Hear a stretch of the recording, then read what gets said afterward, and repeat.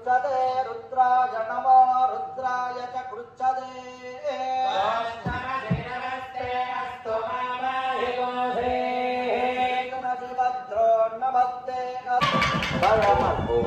మళ్ళీ అందరూ కూడా ఒక్కసారి తల్లి తండ్రిని గురువు దైవాన్ని అమ్మవారిని మనసులో స్మరించుకోండి అమ్మ. ఓం మాతృభ్యో నమః, ఓం పితృభ్యో నమః, ఓం గురుభ్యో నమః, ఓం ఆచార్యేభ్యో నమః, ఇష్టదేవతాభ్యో నమః. ఆదౌ శుద్ధి వృద్ధి అభ్యుత స్వస్తి శ్రీ విశ్వావసురామ సంవత్సరే ఉత్తరాయణే చైత్రమాసే వసంత ఋతౌ శుక్లపక్షే సప్తమే శుభతిథౌ వాసరత్వవాసరః భార్గవాసరే ప్రాతఃకాలే శుభనక్షత్రే శుభయోగే శుభకరణే శుభముహూర్తే గంగాబాలగాభిః సప్తర్షిమండలపర్యంతం ఘృతరాజపృథివ్య సహస్రవర్షావసానే ఏకైకబాలకాపకర్షణ సంహితకాలే. అందరూ చెప్పాలి.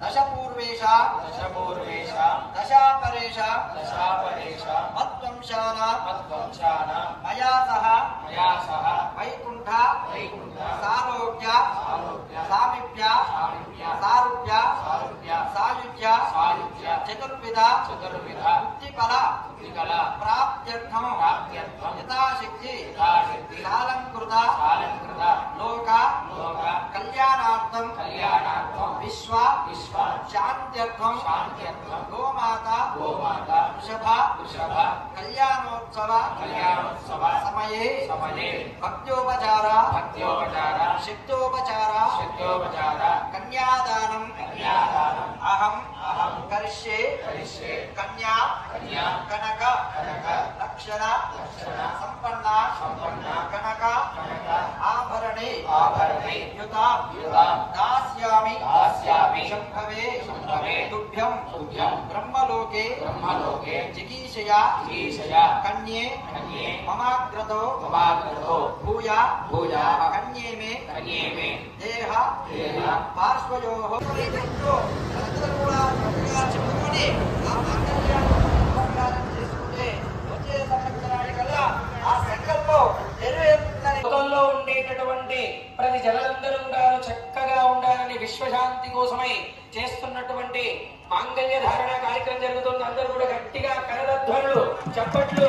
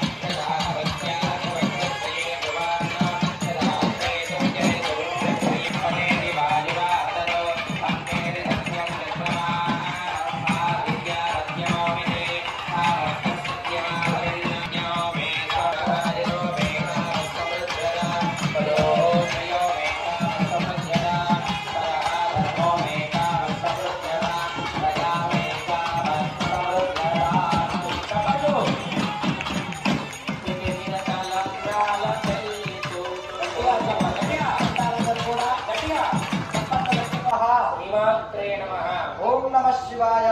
ఓం నమః శివాయ. శ్రీమాత్రే నమః. శ్రీమాత్రే నమః. ఓం నమః శివాయ. ఓం నమః శివాయ. శ్రీమాత్రే నమః. శ్రీమాత్రే నమః.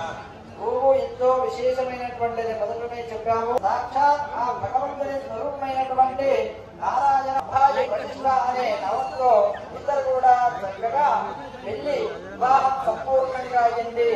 ఇప్పుడు గోమాత శుభ కళ్యాణంలో ఒడిబియ్యాలు పోస్తున్నారు ఆ యొక్క అమ్మవారికి. అందరు కూడా చక్కగా భక్తులంతా కూడా భక్తి శ్రద్ధలతో చూస్తూ అమ్మ నామాన్ని స్మరిస్తూ సమృద్ధిగా అమ్మవారు ప్రసాదించాలని ప్రతి ఒక్కరు కూడా అందులో సంకల్పాన్ని చెప్పుకొని జలక్ష్మి జయలక్ష్మి సరస్వతి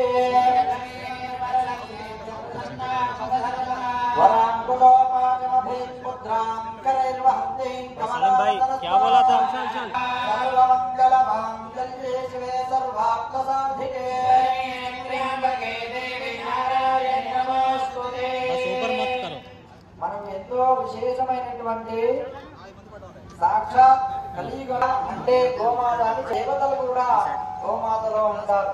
కాబట్టి ఈ విశ్వాన్ని ఈ సృష్టిని సృష్టించే ముందు భగవంతుడు మొట్టమొదటిగా గోమాతను సృష్టించాడు. ఆ తర్వాత వేద విజ్ఞాలను మనకు అందించాడు. గోమాత ఉండాలి, వేదము విజ్ఞానం తెలిసి ఉండాలి. అలా తిన్నాము రక్షిస్తాము. అప్పుడు మనతో పాటు మనందరం కూడా సృష్టి అంతా కూడా చక్కగా సాగుతూ శాంతి, ధర్మము, ధర్మాన్యాలు ఇవి అన్ని కూడా సమృద్ధిగా ఉంటాయట.